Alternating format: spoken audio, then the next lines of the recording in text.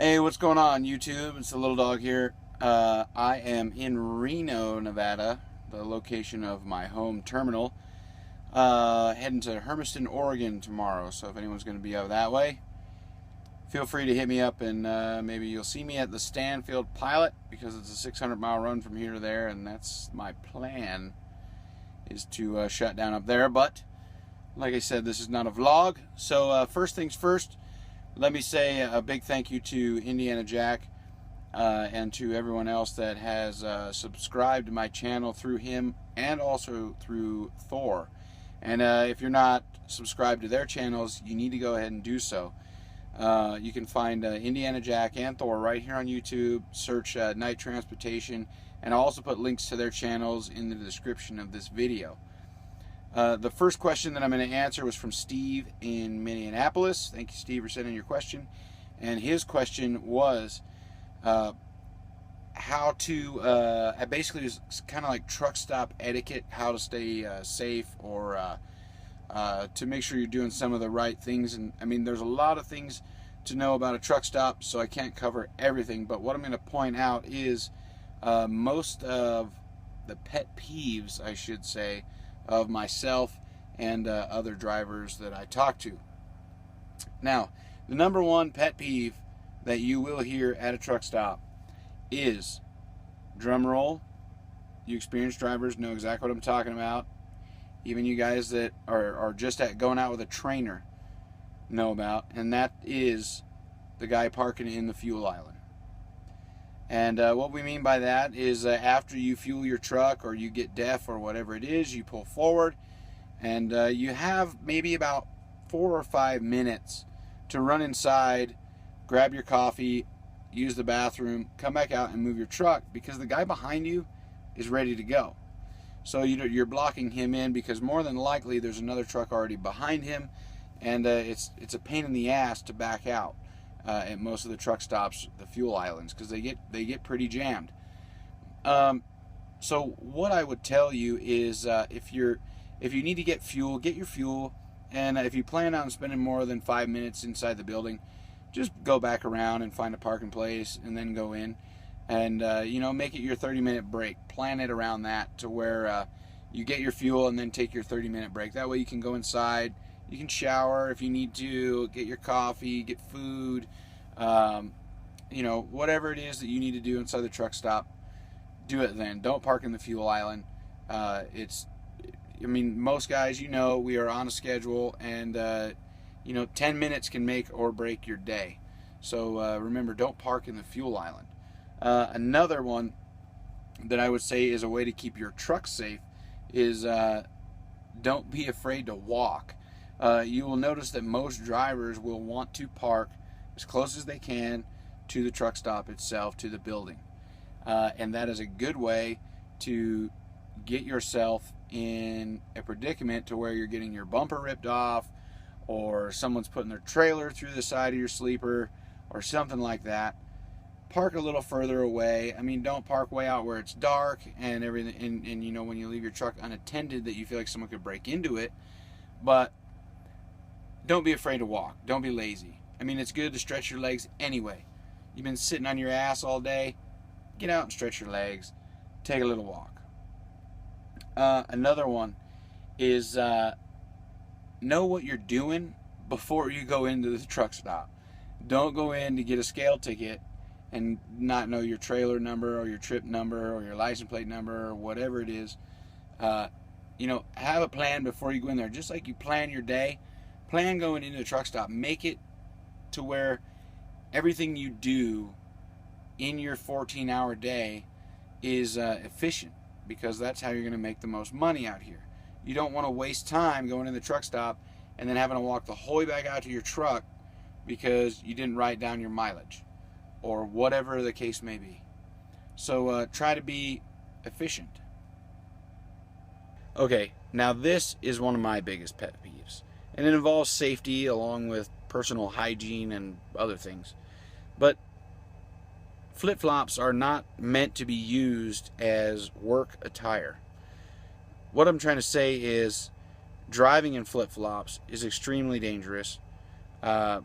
getting fuel in flip-flops is dangerous.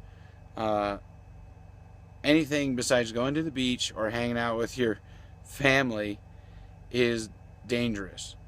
So what I'm saying is, don't wear your flip-flops unless you're in the shower or you're at the freaking beach or hanging out at the pool.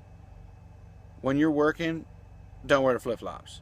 If you're parked for the day and you're going to go stroll around, by all means, let the dogs breathe. Another thing, remember that when you're parked, and if you park early and you have a good spot and you're just sitting around, you get the curtains open, you can see what's going on, be mindful that the guy that might be backing in next to you is most likely extremely tired. He may or may not get out and look. Therefore, you need to be aware that you are responsible for the equipment that is in your possession. Example being the truck, the trailer, whatever it may be. It's your responsibility, and you need to be diligent to expect the unexpected. So, maybe leave your parking lights on until other trucks are parked beside you. That way, it kind of gives them a little better view and they can see where the corners of your truck are. If you see someone having a really hard time, if you're in a really tight truck stop, don't be afraid to get out and offer help to someone. Okay? There's been times where I've dropped my trailer so that someone could get into the spot beside me and then rehooked it. It only takes a minute, and it prevents an accident. It prevents loss of time, loss of money, and it's just the right thing to do. So help each other whenever you're backing up and it's late at night, or you see someone backing up and they're having a hard time. And remember, when you're at the truck stop, take your time. Do not go speeding through the parking lot. Don't do 45 miles an hour through the parking lot. You're going to get in an accident. You will cause an accident. It's not safe. It's not right. 5 miles an hour, 2 miles an hour, 3 miles an hour.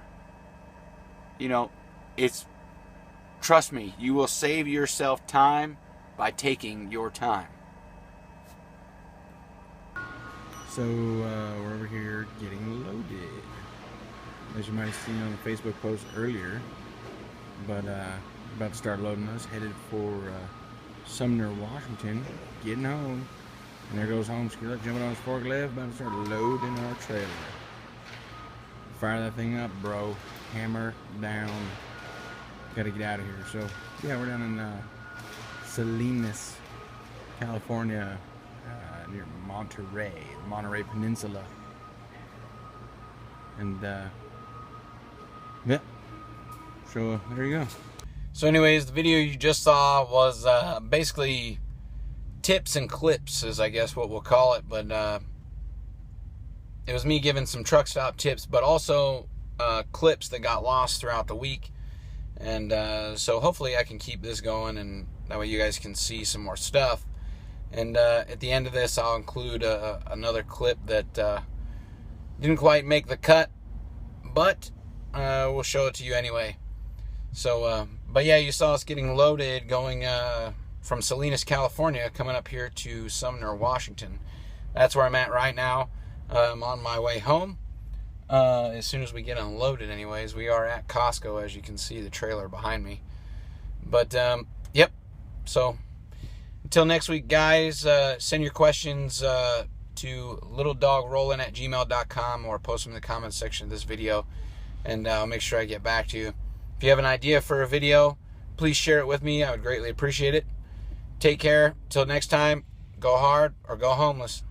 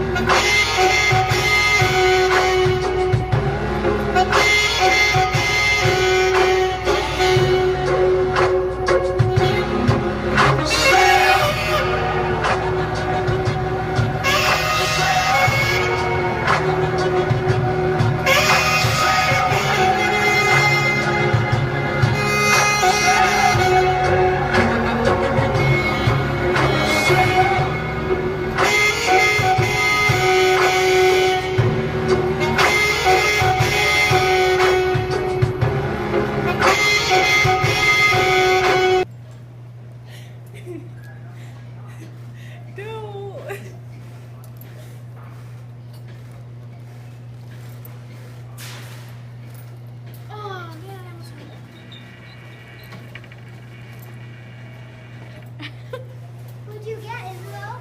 Did you get it? No. Mom, what's wrong with you?